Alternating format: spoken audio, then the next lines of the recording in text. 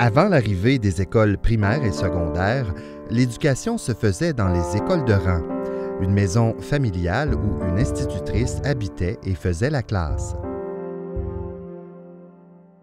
Beaucoup ont des souvenirs de cette époque, surtout quand il est question de la fameuse distance à marcher pour se rendre à l'école. C'était à 3000 de chez nous. Je me souviens que quand, un petit peu plus vieille, l'hiver, on avait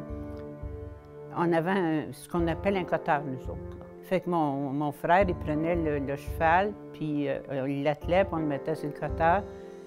Puis, à peu près à 10 minutes de l'école, le professeur, il restait là, chez les gens. Puis, mon père avait organisé pour qu'on laisse notre cheval là. Fait que le cheval passait la journée là, puis nous autres, on allait à l'école. Puis après ça, on s'en retournait chez nous le soir. Bien, c'était pas loin. On marchait pour y aller. Bien, dans l'hiver, je vous dis que c'était tough.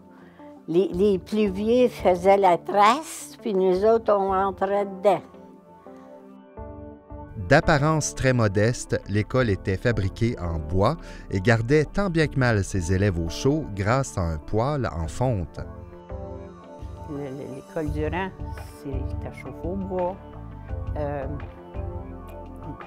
Pour avoir de l'eau, c'était les garçons, il y avait une source dans la montagne, pas loin de l'école. Puis les garçons, ils allaient chercher l'eau pour boire, puis pour les besoins de l'école. Au milieu, il y avait un poêle à bois avec le grand tuyau pour réchauffer. Puis celui qui devait venir faire partir le poêle, bien des fois, il oubliait. Et puis c'est moi qui le faisais. Alors mes élèves, on était tous autour du poêle, puis à mesure que, habillés, puis à mesure que le poêle se réchauffait, qu'il réchauffait la pièce, bien là, on reculait.